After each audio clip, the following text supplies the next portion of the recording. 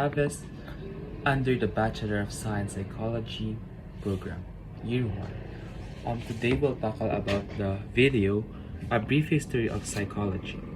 Psychology that we know today is different from the psychology that exists before the book. Because psychology that exists before is more on philosophical na nga po, and it is under the umbrella of the philosophy na nga po, or shall we say under the discipline of psychology, because philosophers were the one who studies it po. Whereas the psychology that we know today is under the branch of science na nga po, because napag-aralan na po ito ng different tao using different scientific methods, experimentations, and investigations that mold the psychology that we know today. So for my first insight na nga po is the mind-body dualism of Descartes na nga po, which stated that the mind and the body is the two different substances na nga po that creates the behavior nga po. And sabi na nga rito na ang mind po is yung source natin ng thoughts, feelings, and emotions. Tapos, yung katawan po natin yung gumagawa ng, actions regarding what's inside na rin po. So, ang pangalawa ka naman pong insight dito is in structuralism nga po. It is believed po na ang psychological process nga po were made out of the basic elements or structures that we have inside our brain na nga rin po. And structuralist before uses introspection na nga rin po regarding or to describe how the people work na nga rin po, or describe na nga rin po as they work on a specific task or thing na nga rin po. That the structuralist believe na nga rin po na limited na nga rin po ito, limited yung nalalaman nila, and it is believed to be subjective na nga rin po.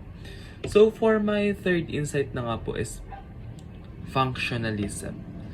It states na nga po na ang consciousness po natin is a continuous and changing mental process that cannot be broken by parts nga rin po. And functionalists focus on answering why questions instead of how questions, that opened many doors na nga rin po in psychology.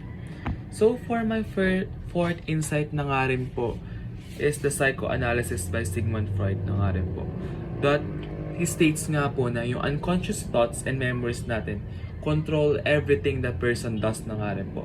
And he said na nga po that the psyche is composed of three parts: id, ego, and superego nga po.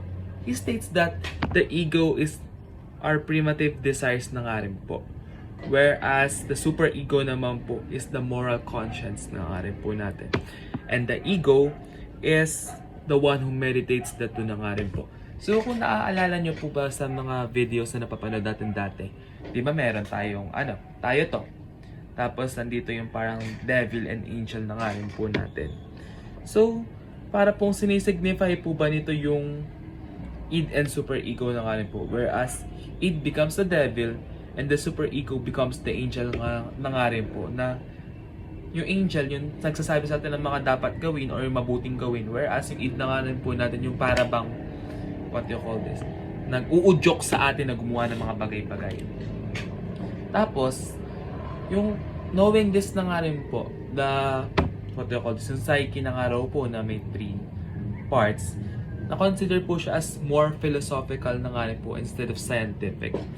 Then, Sigmund Freud na nga rin po opened many doors in psychology po, resulting to different studies, schools, and thoughts that shaped psychology that we know today.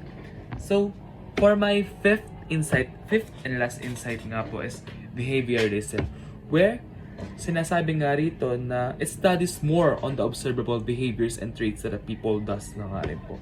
And sinasabi nga po dito na naniniwala dati ang mga behaviorist na ang psychology daw po ay study ng behavior, because we can study the mind and the consciousness nga po ng isang tao, which proves different na nga rin po to the psychology that we know today, because psychologists tend to study the mind and consciousness of their patients na nga rin po today.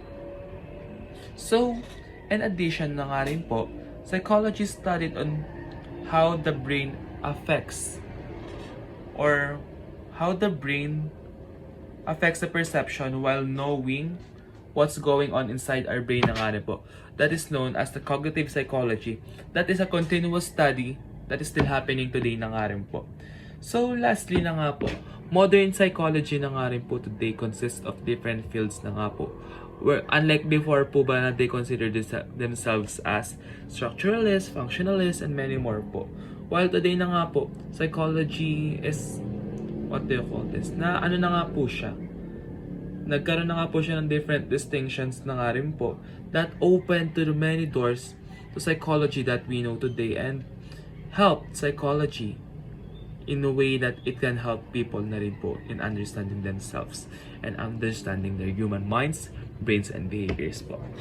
Yun lang po, and thank you po for listening po in my video.